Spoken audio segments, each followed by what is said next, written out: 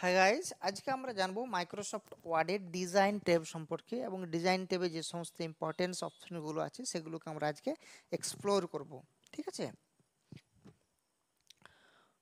তো এখানে আমরা প্রথমেই যেটা জানবো সেটা আমরা যেটা করব সেটা একটা প্যারাগ্রাফ আমরা এখানে একটা বানিয়ে নেব।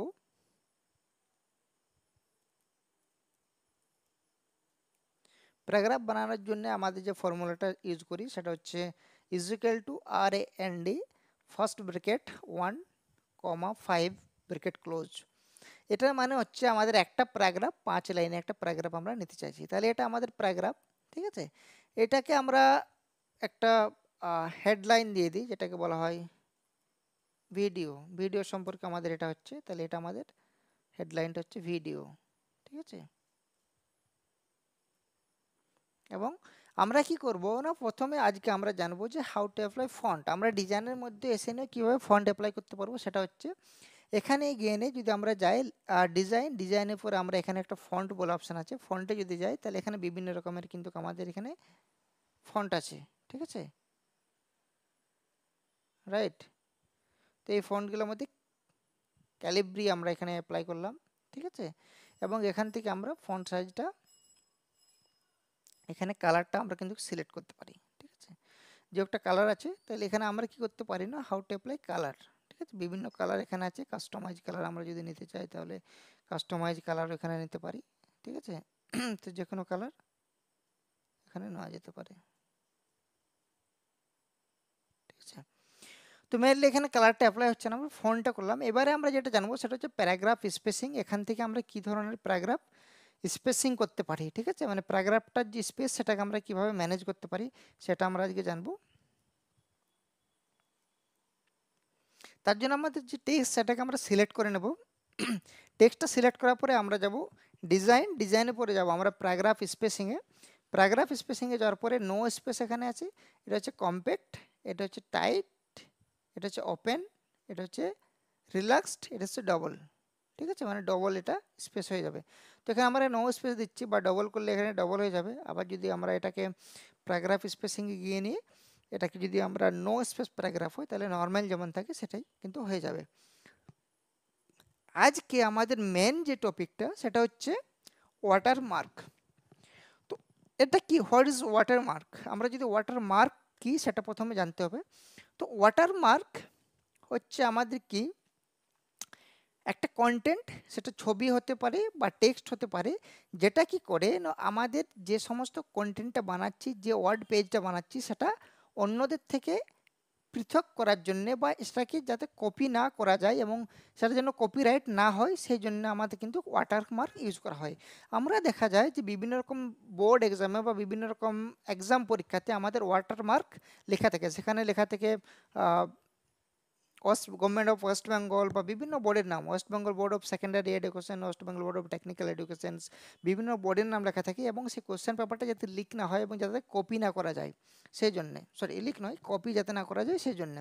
ঠিক আছে, তো আজকে আমরা জানবো যে ওয়াটারমার্ক কীভাবে অ্যাপ্লাই করতে হয়। তার জন্য আমাদের যেতে হবে ডিজাইনে যাওয়ার পরে আমরা যাব মাইক্রোসফট ওয়ার্ডের ডিজাইনে যাওয়ার পরে আমরা যাব ওয়াটারমার্কে। ওয়াটারমার্ক এখানে আমাদের বিভিন্ন রকমের আছে, কনফিডেন্সিয়াল এটা হচ্ছে কোনাকুনিভাবে, এটা নর্মালি হরিজন্টাল, এটাও তির্যকভাবে আছে এভাবে।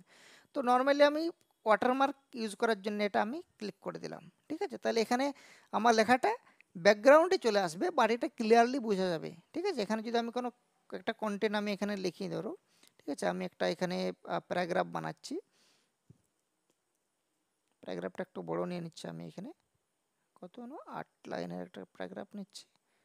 ঠিক আছে, দেখো এখানে কিন্তু আমার এখানে যে কনফিডেন্সিয়াল লেখাটা ব্যাকগ্রাউন্ড আছে সেটা কিন্তু ক্লিয়ারলি বোঝা যাচ্ছে, আমার কন্টেন্টের নিচে যে ব্যাকগ্রাউন্ড আছে সেটা ক্লিয়ারলি বোঝা যাচ্ছে।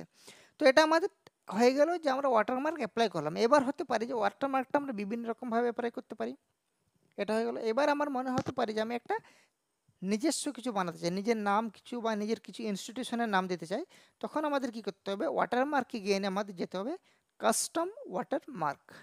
কাস্টম ওয়াটারমার্কে গিয়ে নিয়ে আমাদের এখানে যে টেক্সট আছে কনফিডেন্সিয়াল সেটা কিন্তু এখানে চেঞ্জ করে দিতে হবে। এটা আমরা এখানে দিতে পারি যে কম্পিউটার কম্পিউটার ল্যাব। ঠিক আছে, বা এখানে আমরা এটা দিয়ে দিলাম মাইক্রোসফট ওয়ার্ড,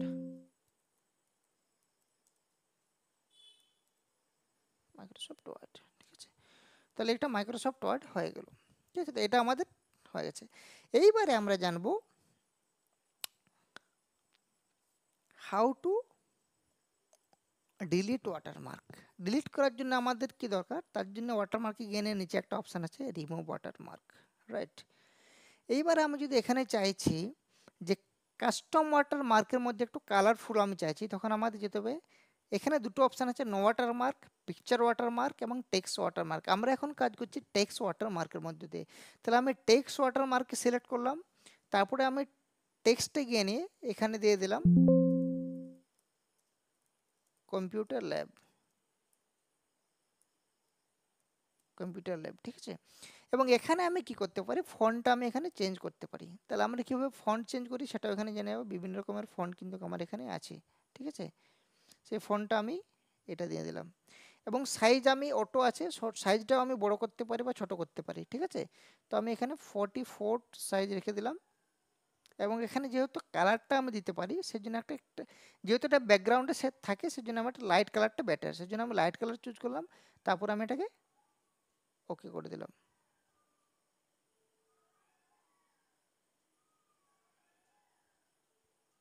ঠিক আছে, কম্পিউটার ল্যাব এখানে দেখা যাচ্ছে অনেক ছোট, মানে আমাকে সাইজটা আরও বড় করতে হবে। কাস্টম ওয়াটারমার্কে যাব, আমি সাইজটাকে এখানে কাস্টম ওয়াটারমার্কে যাওয়ার পরে আমি এখানে যে সাইজ আছে সেটাকে আমি কি করব, সাইজটা আমি এখানে 200 নিয়ে নিচ্ছি, ঠিক আছে। তাহলে অনেক বড় হয়ে যাবে এটা, ঠিক আছে। তো এটা অ্যাপ্রক্স আমাকে 100-এর কাছাকাছি নিতে হবে, একটা 85। ওকে, তাহলে কম্পিউটার ল্যাব এটা আমার হয়ে গেছে। এইবার আমি এটাকে হরিজন্টালি এবং ডায়াগোনাল দুটোই করতে পারি। তার জন্য আমাকে আবার যাব আমি ওয়াটারমার্কে, কাস্টম ওয়াটারমার্ক, এবং সেখানে আমরা জানবো এখানে হরিজন্টাল অ্যান্ড ডায়াগোনাল আছে। তো আমি হরিজন্টালে সিলেক্ট করলে এটা হরিজন্টাল হয়ে যাবে এবং এটা হরিজন্টালি আমাকে দেখাবে। বাট ডায়াগোনালটা যদি আমাদের থাকে তাহলে কিন্তু আমাদের পুরো পেজটা কভার করবে এবং সেটা আমাদের দেখতে একটু ভালো লাগে, রাইট। তো আমরা এখানে চুজ করব ডায়াগোনালটা। তো এখানে বোঝা গেল যে আমাদের মাইক্রোসফট ওয়ার্ডের ওয়াটারমার্কে যে সমস্ত অপশানগুলো ছিল সেগুলো টেক্সট ওয়াটারমার্কের মধ্যে যেগুলো ছিল সেগুলো আমরা প্রায় সবই কভার করলাম। টেক্সট আমরা চেঞ্জ করতে পারি নিজের ইচ্ছা মতো, ফন্ট চেঞ্জ করতে পারি, কালার চেঞ্জ করতে পারি, ঠিক আছে। ডায়াগোনাল বা হরিজন্টাল রাখবো সেটাও আমরা চেঞ্জ করতে পারি এখান থেকে, ঠিক আছে। তো এটা আমি একটা আলাদা কালার দিয়ে দিচ্ছি, বা ডিপ কালার দিলেও এখানে কোনো অসুবিধা নেই। সরি, ক্যান্সেল হয়ে গেছে। ডিপ কালার আমরা দিতে পারি এখানে, এখানে একটা আমরা ডিপ কালার দিয়ে দিই, লাইট হয়ে গেল সেটা একটু deep deep horizontal and diagonal, then okay, right. তো এটা পাওয়া গেছে। এইবার আমাদের এখানে কি করা যেতে পারে না, আমাদের পিকচার ওয়াটারমার্ক কিন্তু আমরা অ্যাপ্লাই করতে পারি। তার জন্য আমাদের যেতে হবে ওয়াটারমার্কে যাওয়ার পরে আমাদের যেতে হবে কাস্টম ওয়াটারমার্কে যাওয়ার পরে আমাদের যেতে হবে পিকচার ওয়াটারমার্কে গেলে আমাদের কি করতে হবে না, পিকচারকে আমাদের সিলেক্ট করতে হবে।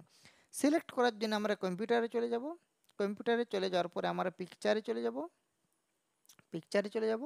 পিকচারে আমাদের একটা এখানে স্কুলের আছে, সেই স্কুলটার পরে আমি ইনসার্ট করে নেব এখানে, ঠিক আছে, এবং ওকে করে দেবো। তাহলে স্কুলের ছবিটা আমার কিন্তু এখানে চলে এসেছে, ঠিক আছে। তো এইভাবে আমরা ওয়াটারমার্ককে কিন্তু আমরা অ্যাপ্লাই করতে পারি, রাইট। তাহলে ওয়াটারমার্ক কি, ওয়াটারমার্ক আমরা কিভাবে অ্যাপ্লাই করতে পারবো, সেখানে কাস্টম ওয়াটারমার্ক কি, ওয়াটারমার্কের ফন্ট কিভাবে চেঞ্জ করতে পারবো, ওয়াটারমার্কের সাইজ কিভাবে চেঞ্জ করতে পারবো, ওয়াটারমার্ক ডায়াগোনাল অ্যান্ড হরিজন্টাল সেটা করতে পারি, বা ওয়াটারমার্কের মধ্যে আমাদের যে কি আছে না পিকচার ওয়াটারমার্ক আছে সেটাও কিন্তু আমরা এখানে ইউজ করতে পারি, পিকচার ওয়াটারমার্ক, রাইট। তো মোটামুটি এটাই আছে মাইক্রোসফট ওয়ার্ডের একটা ইম্পর্টেন্ট পার্ট, যেটা হচ্ছে ওয়াটারমার্ক। তো এখানে বিভিন্ন রকমের আমরা ওয়াটারমার্ক এখানে লাগাতে পারি। বিভিন্ন আমরা যখন স্কুলের কোনো প্রজেক্ট করছি তখন আমরা ব্যাকগ্রাউন্ডে একটা নিজের স্কুলের ছবি যদি থাকে সেটা আমরা ওয়াটারমার্ক হিসাবে ইউজ করতে পারি, যাতে আমাদের যে প্রজেক্টটা থাকে সেটা বেশি এনহ্যান্স হয়।